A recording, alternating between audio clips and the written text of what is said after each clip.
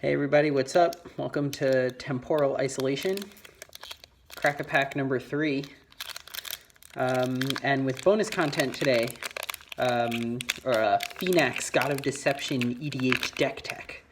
I have some of my commander decks with me, so I'll go through some of them every now and then. All right, let's see what the mysteries have in store for us today.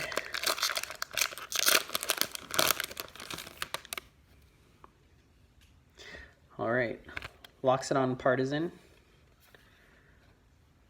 This is actually the one from, this set symbol is Kiora versus Elspeth, I think, which was a really fun dual deck to play with.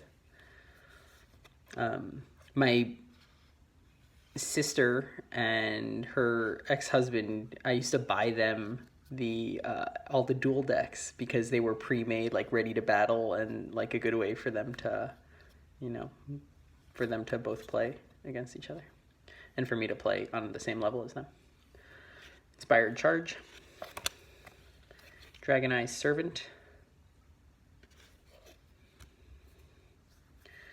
Arcane Denial, imminently playable.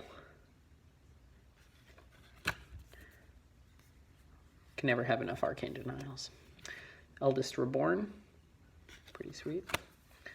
Feral Abomination, Granitic Titan, Lightning Talons, Oran Reef Invoker. I like these Invoker cards. I never play them, but they're kind of cool, like in limited. If you do get to 8 mana, they're pretty serious. There's like a white one which taps all your opponent's creatures, which just seems pretty busted to me. Grazing Gladeheart. I've lost to this card. I remember playing Zendikar sealed, and someone had like 3 of them. Bladewing the Risen, the uncommon version. I have the rare version in one of my commander decks here. Maybe we'll do a deck tech with that sometime soon.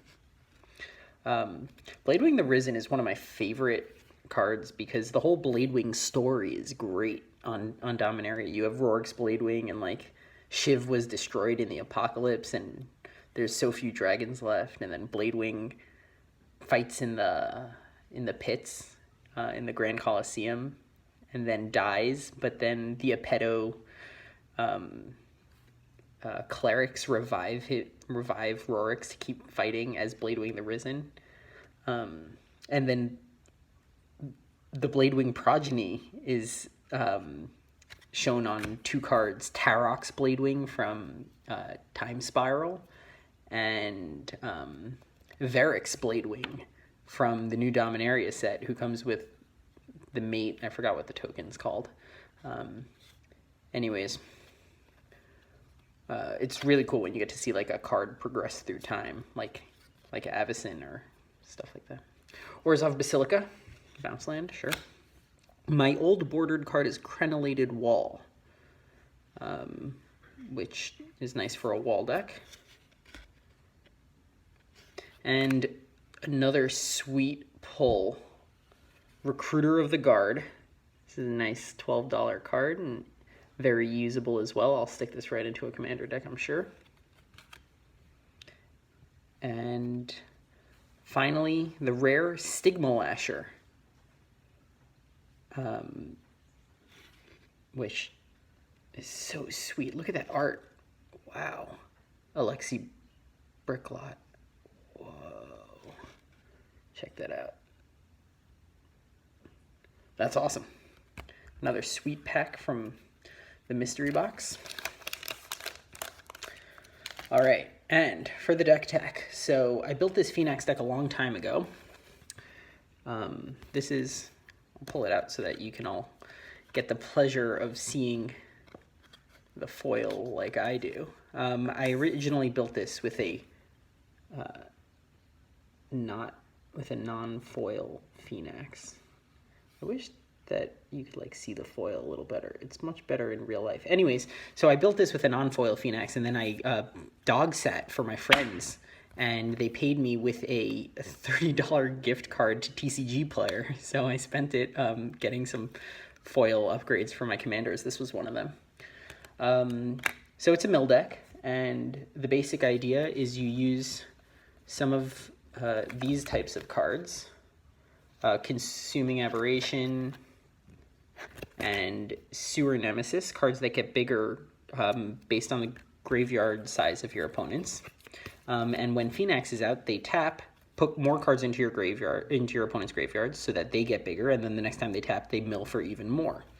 The way that we abuse this is with some of these untap cards, Pemin's Aura, Umbral Mantle, and Crab Umbra, all of which let you untap your creatures, so you could do it multiple times a turn and really get going. There's some sweet combos, like, for example, Traumatize to put half of a player's deck into their graveyard, plus Fraying Sanity and Keening Stone to get the other half. So it kind of works like a combo deck in that way, where you're sort of trying to assemble the combo of Phenax and one of your really big cards that are equal to the number of cards in an opponent's graveyard. There's another combo in this deck, Duskmantle Guildmage plus Mind Crank. Duskmantle Guildmage has an activated ability to drain your opponent for life every time a card goes into their graveyard, and Mind Crank is whenever your opponent loses life, a card goes into the graveyard. So they lose life, a card goes into the graveyard, a card goes into the graveyard, they lose life, a card goes into the graveyard.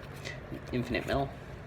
And then there's just your regular mill denizens, things like Altar of Dementia, Psychic Corrosion, Sphinx Tutelage, Mirko Vosk, just because he's so cool. He's not actually like really good, but he's so cool. Floating Vampire. We're playing a bunch of cards that utilize the opponent's graveyard, including Command the Dreadhorde and Mnemonic Betrayal. And